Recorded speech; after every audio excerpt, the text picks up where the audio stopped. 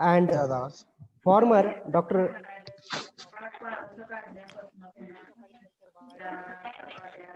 former VC of Marathwada Agriculture University and Indira Gandhi Krishi Vishwavidyalaya Raipur, Dr. Hemant Patil sir, on our virtual dais,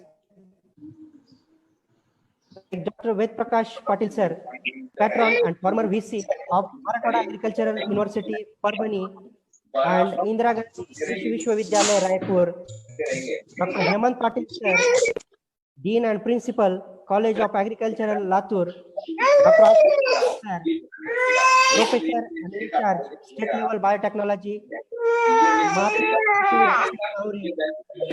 Dr. Khetmal, Director of Education, PRS Loni. Also our speaker, Dr. B. Fakhruddin sir, Professor and University HOD, Department of Biotech, Crop Improvement, UHS Bagalkot, Dr. Yogesh Bhagat sir, Assistant Professor, Department of Biotechnology, College of Agriculture, Biotechnology, Latur, Dr. Ganesh Phad sir, Assistant Professor, Department of Statistics, KTHM College, Nasik, Ms. Parimala Muttikiri, EDE, Mother Agri Biotech Laboratory, India Private Limited, Bangalore, and all participants. Once again, I heartily welcome you. So now we will move to our next session, that is opening remarks. For these opening remarks, we have a great pleasure to have an eminent speaker like Dr. Ved Prakash Patil sir as a keynote speaker for this national webinar. Dr. Ved Prakash Patil sir, he's completed his undergraduate and postgraduate in agriculture, also completed his PhD from Punjab Agriculture University. Dr. Ved Prakash Patil sir has a long 39 years of academic career. During this, he served many prestigious positions such as Agriculture Officer at Agriculture Department, Maharashtra Government, Research Officer, Class 1, Agriculture Department, Maharashtra Government, Research Officer, Class 1, Marathwada Agricultural University, Parbhani, Associate Dean and Principal, Associate Dean Instruction, Head of Department of Horticulture, and Director of Extension Education at Marathwada Agriculture University, Parbhani. Also, the Dean, Faculty of Agriculture, and Director of Instruction, Marathwada Agriculture University, Parbhani.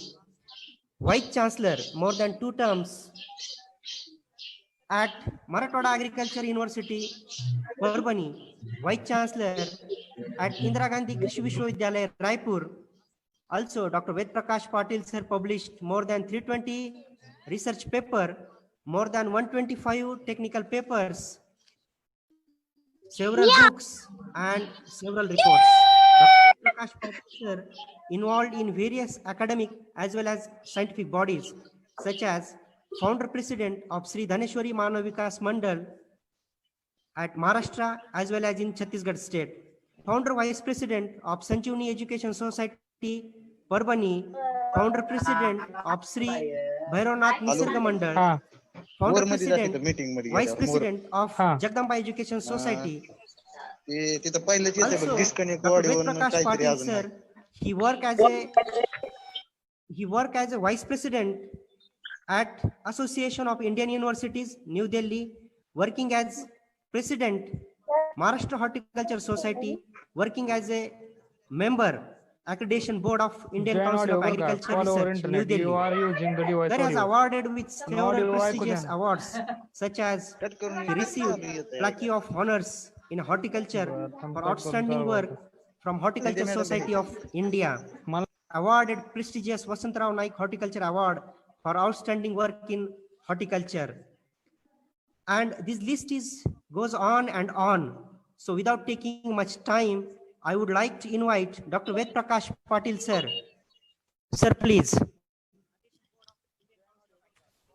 Dr. Ashok Ji Jadhav from Rahuri, who will be joining very soon with us, veteran Professor Hemant Patil, Associate Dean and Principal, Parbhani.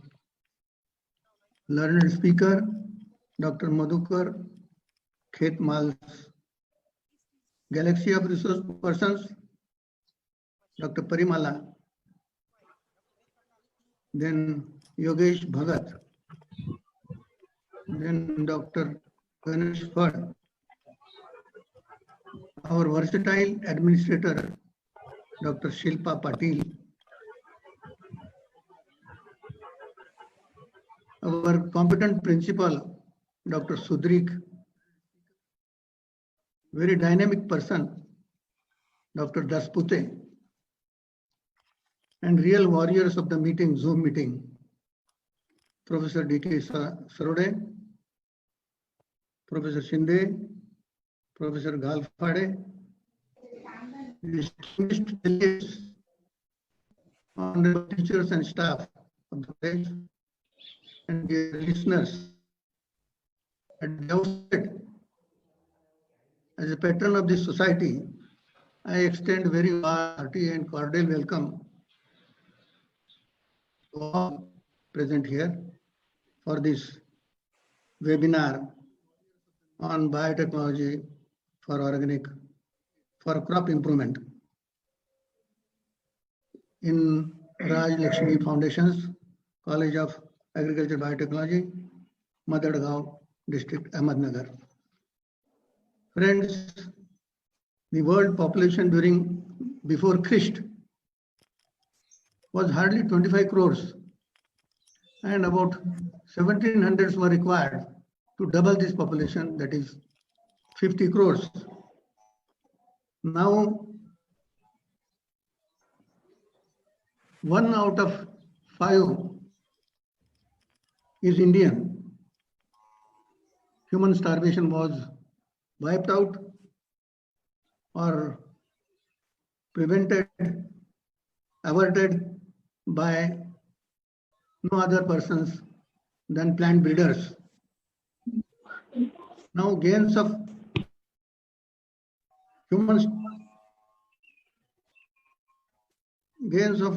conventional breeding is plateauing. It is certainly not increasing.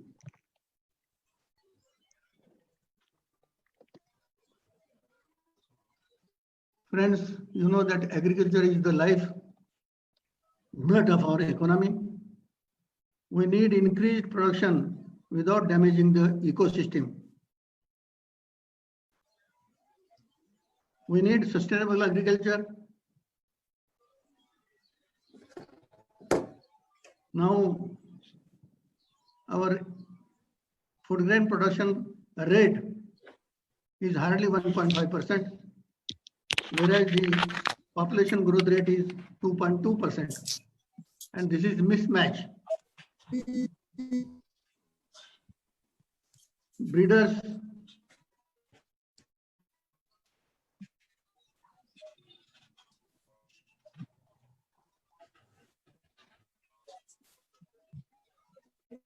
started conducting selective breeding of crops before having thorough understanding of the basis of genetics.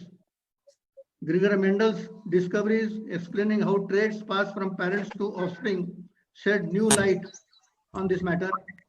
Mendel's work showed that genes separate during the formation of gametes and unite randomly during fertilization.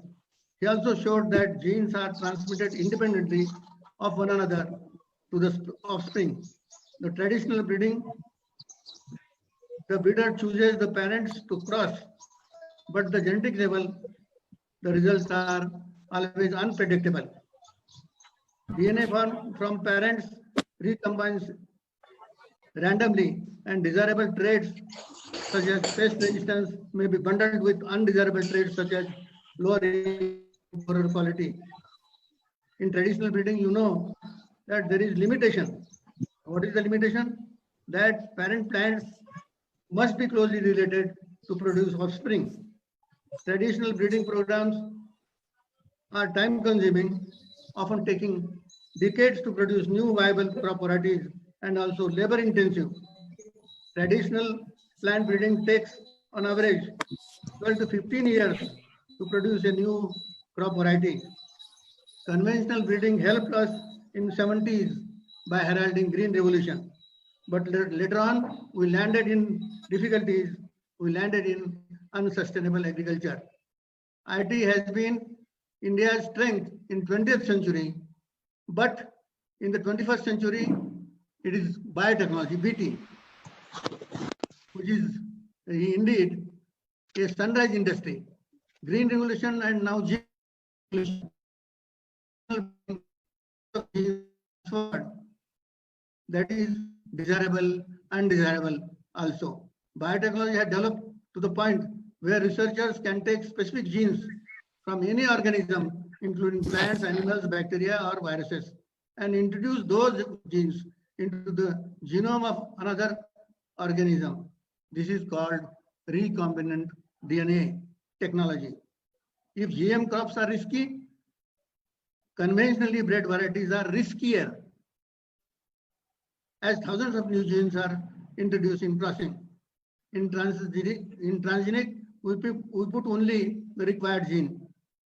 The various tools and techniques in plant biotechnology have given boost for modification and development of different crops at molecular level. Molecular biology is playing major role in crop improvement. The advent of molecular marker technology changed methods of plant breeding in a positive manner. Since the boom of the genomic sequencing era, several advancements and innovations originating in the field of molecular markers are enhancing the pace of crop improvement. Molecular technologies have made possible to move genes between microbes, plants, animals, and humans. Molecular biology and biotechnology can create genetic variability. Biotechnology can have access to gene pools which were previously not possible to be tapped. Genetic engineering is a tool for sustained production of crops, animals, forests, and fisheries by offering opportunities to develop genetically varieties or breeds resistant to biotic as well as abiotic stresses.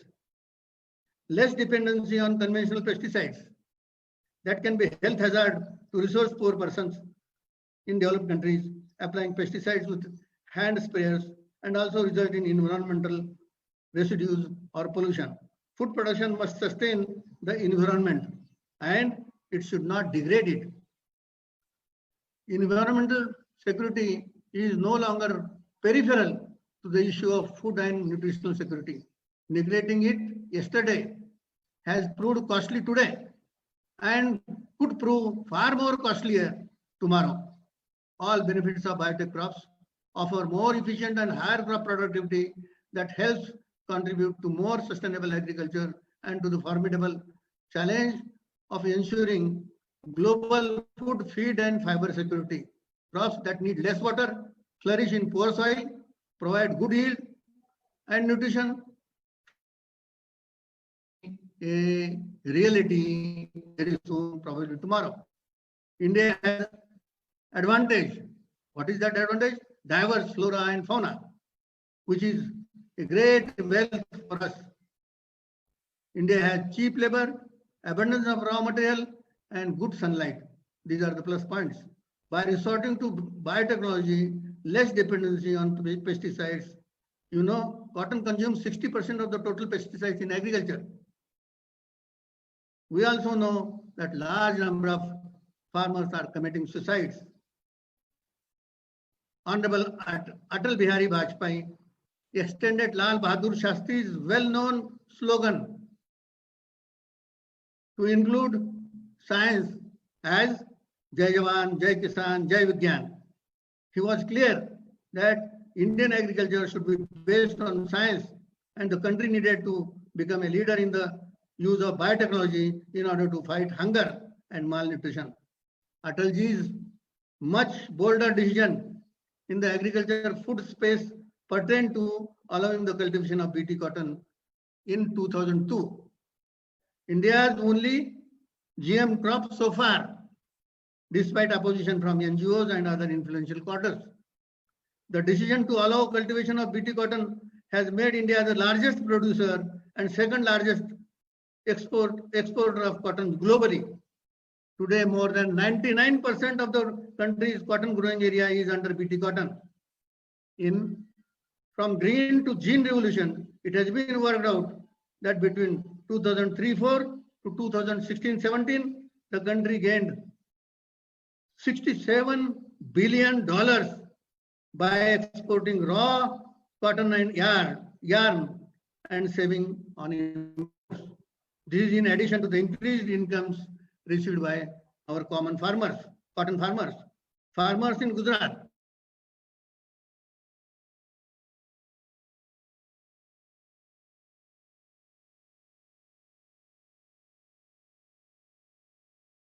%8 annual growth in the agriculture between 2002 to 3 to 2013-14. So this was the great jump, 8% of the annual growth in Gujarat. This growth was higher than that achieved by farmers from Punjab during Green Revolution.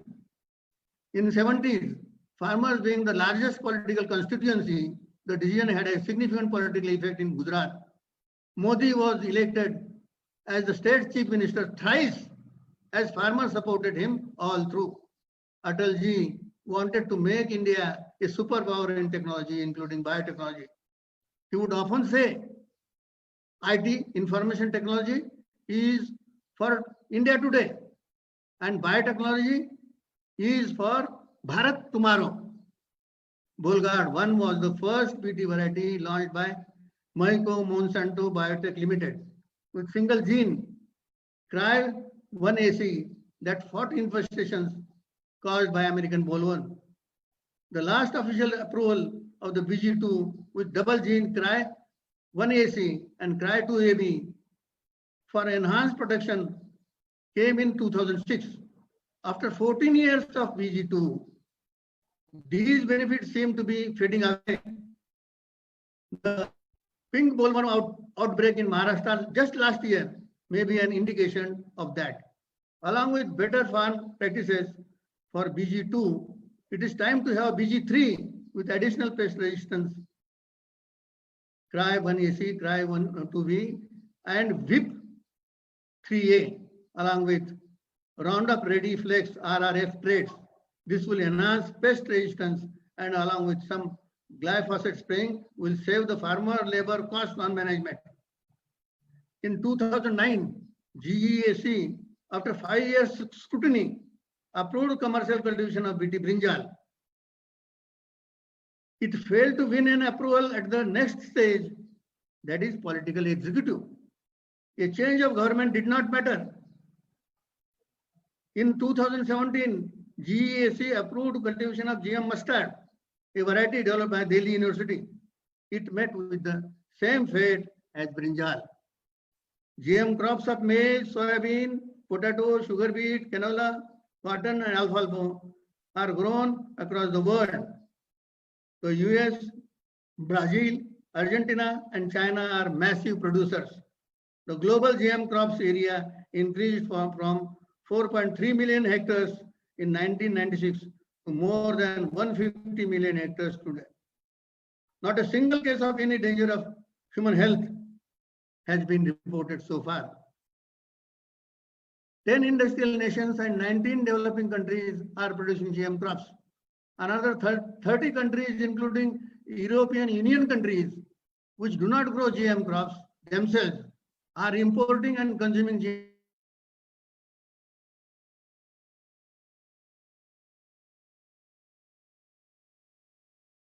Have barely 15 million farmers, only 15 million farmers, and follow double standards. They import huge quantities of cattle feed and beef from GM crop producing countries, including Brazil. So GM crops are very much in the European food chain today. Besides, over 20 million European tourists visit United States and Latin America every year and happily consume GM foods there with no adverse health effects. But today, even the European Union countries have allowed some GM crops. Example, Spain with 1 lakh hectares of maize is the leader. is growing BT cotton, tomato, papaya, and sweet pepper. It has also given approval for BT rice and BT maize. As of now, China is cultivating 3.5 million hectares of BT crops. All other large nations with big population have all prioritized GM crop production and marketing because of the economic benefits and food needs of their masses. India must do the same. Our eminent agriculture scientists such as Gurudev Khush, Ganesh Kishore, C.S. Prakash, Anand Kumar, and Kailash Bansal, also with hundreds of other young and dedicated scientists, have dedicated their lives to this technology, to the biotechnology. If we look at future growth, India's population will rise from present 1.2 billion to 1.8 billion by 2050. There is already strong competition on farms for food, fuel, feed, and fodder. Huge tracts of farmlands are being diverted for infrastructure and urbanization. This will only grow more acute as population grows. The solution is to increase per hectare productivity, which includes resistance to pests and diseases. This is possible only with new technology such as genetic engineering.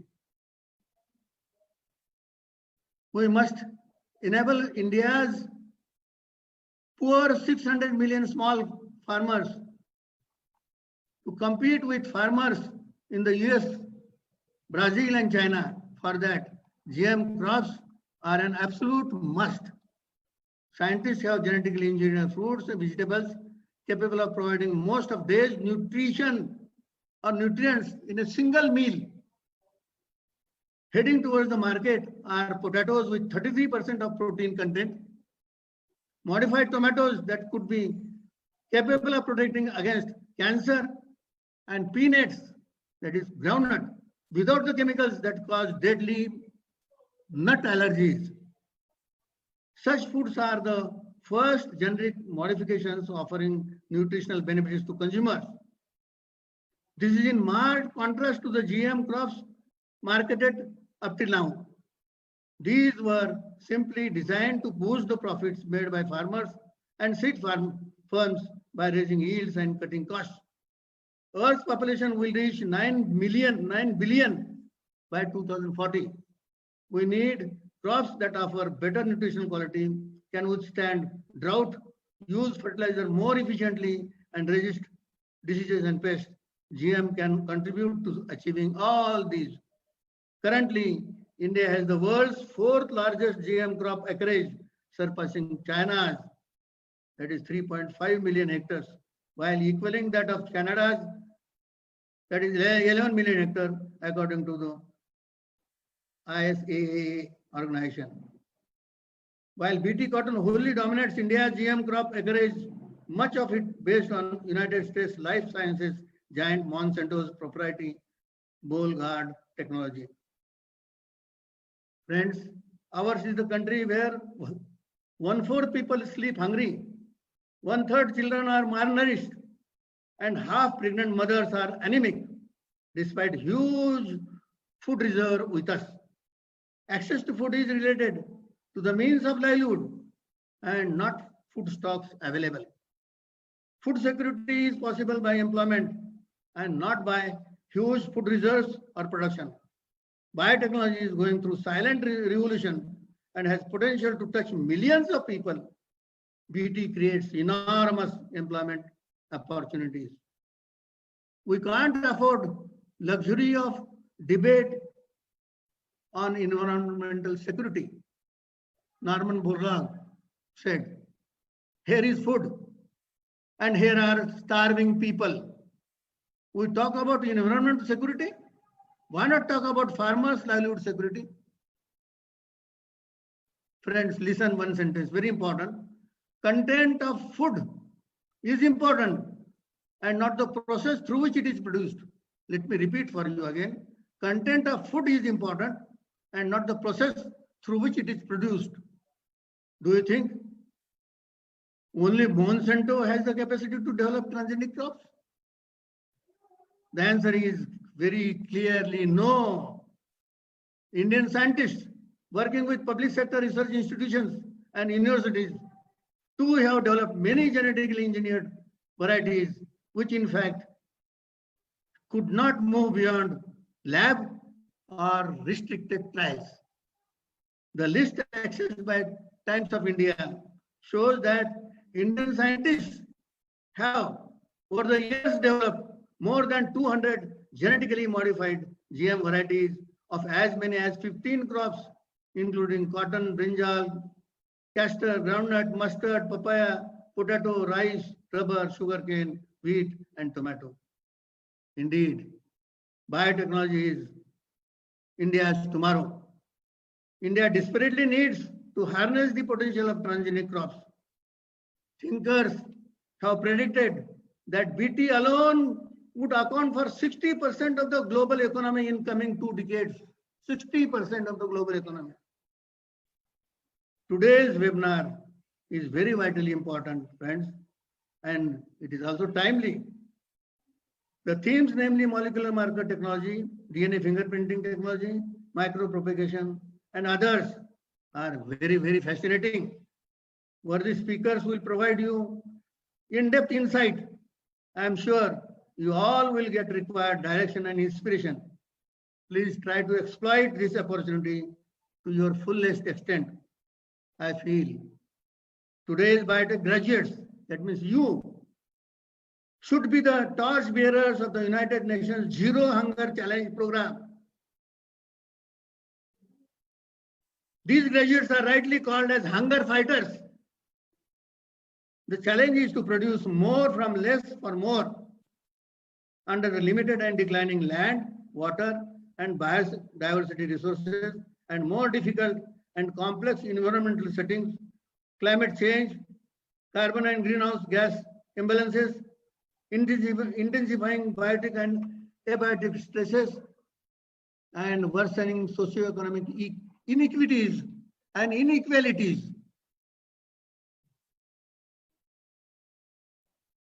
Education for agriculture in the 21st century and third generation graduate is our goal, that every agriculture graduate becomes an entrepreneur.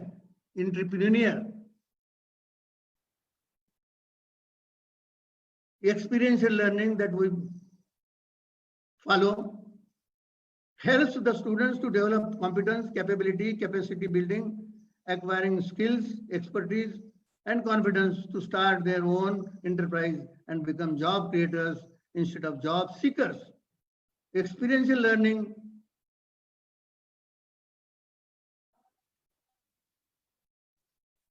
is a major step forward for high quality professional competence, practical work experience in real life situation to graduates, production oriented courses, production to consumption projects. This helps inculcating entrepreneurial orientation and ultimately facilitates producing job providers rather than job seekers. Friends, you all are future biotechnologists. India has made great landmark in service sector, which is ever galloping. Indian service sector is more than $700 billion. This is indeed enormous. Indeed, you are in great demand in developed world. Your further pursuits in this area will be surely, definitely bring rich dividends to all, including yourself. Thank you very much.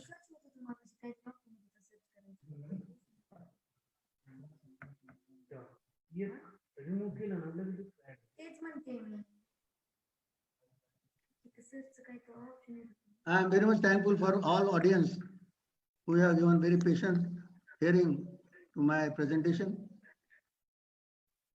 I am specifically very much impressed by the response from our would-be biotechnologists, which I have already told that they are having very great opportunity, not only here, but everywhere in this globe. Best of luck for everybody. Thank you, sir. Thank you for your wonderful speech. We always inspire from your speech and always get inspiration to do something in the agriculture as well as in agriculture biotechnology. Thank you, sir. So now I would like to invite Dr. Hemant Patil, sir, the Dean and Principal, College of Agriculture, Latur.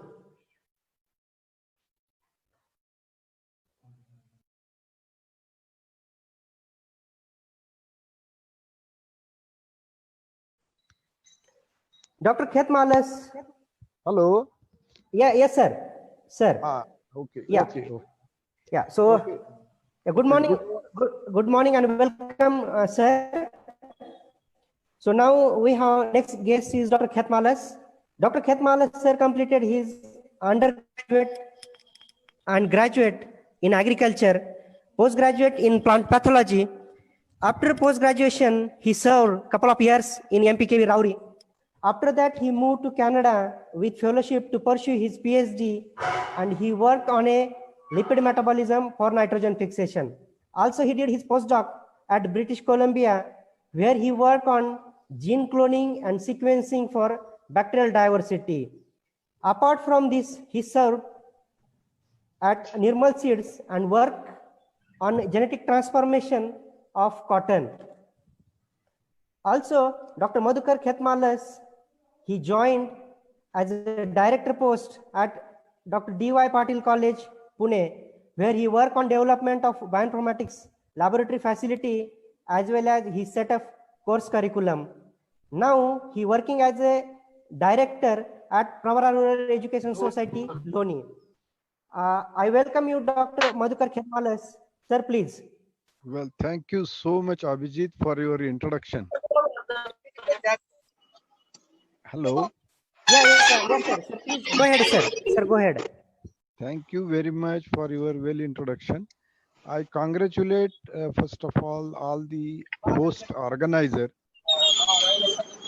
Dr. V.K. Patil, all the participants and delegates. And I congratulate and give best wishes for this wonderful webinar on the application of biotechnology in crop improvement.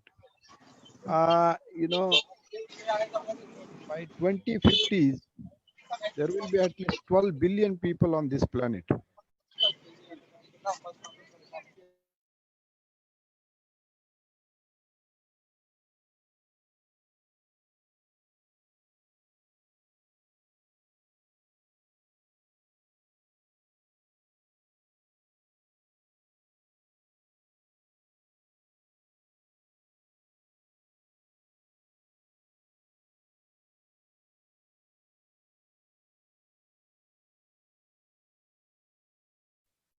Khetmalas, sir.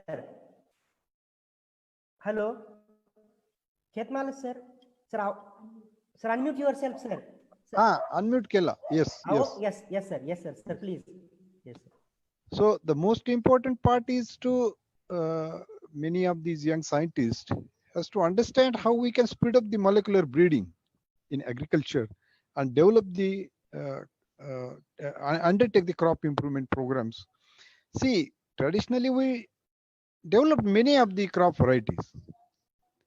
However, molecular breeding is also taking quite bit of time. I think considering the increasing pressure of the population, limiting resource of the water and land, we should speed up this. Number one. Then understanding biotechnology tool is a different thing. Learning biotechnology tool is a different thing. However, their application becomes more important. Nowadays, you know, many of the undergrad students, postgrad students thinks that if they learn PCR, ELISA, DNA hybridization, cloning sequencing, that's not enough.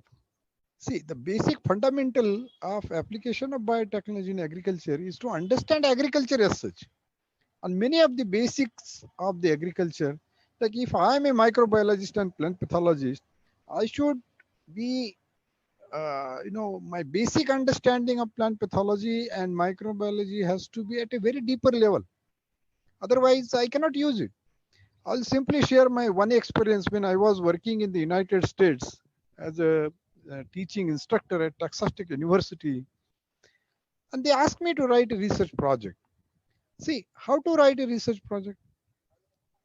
Is it just to write a research project, get a grant? No, you have to identify a problem. Let us take an example of again Lubbock or Texas. Texas is the largest cotton growing area. Now then I will have to focus what are the problems in the cotton for the Texas region. Then I thought, and I discussed with many of the scientists in the United States Department of Agriculture, then the agricultural colleges, and then they raised an issue that the Texas soils are deficient in phosphorus. So immediately, as a microbiologist, I thought of using molecular techniques to enhance the phosphate solubilization. And from there, I started developing a concept note and then research project. And finally, I got it some $15,000 as a research project seed grant money. So my appeal to undergraduate students and postgraduate students, and even including young faculties, is that, see, you understand basics of any subject first. You, let us say, how cell functions, what are the proteins, how does protein interacts, how proteins or proteomics can be utilized, how genomics can be utilized. So these are the fundamental questions that student and youngsters, I think they have to understand basically, and move from there.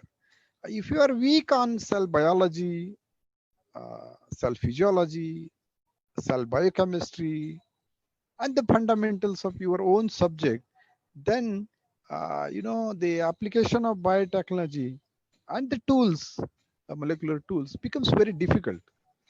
So I don't take much of the time. I congratulate all of you for this wonderful webinar.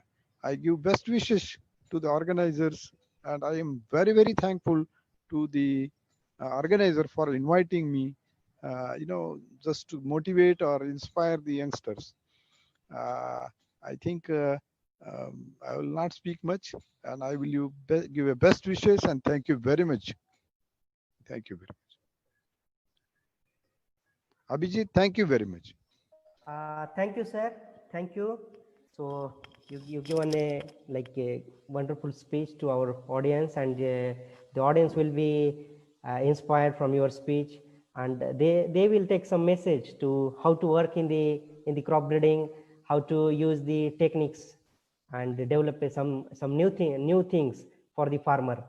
Thank you, Yes. sir. Thank you for joining our webinar. Yeah. Thank you, sir. Thank you. All Sir. the best. Thank you. Thank you.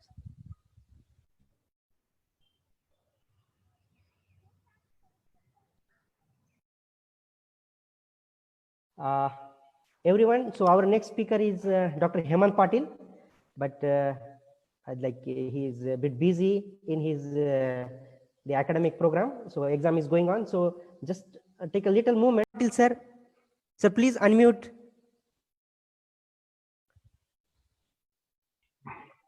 Hello. Yeah. Yeah.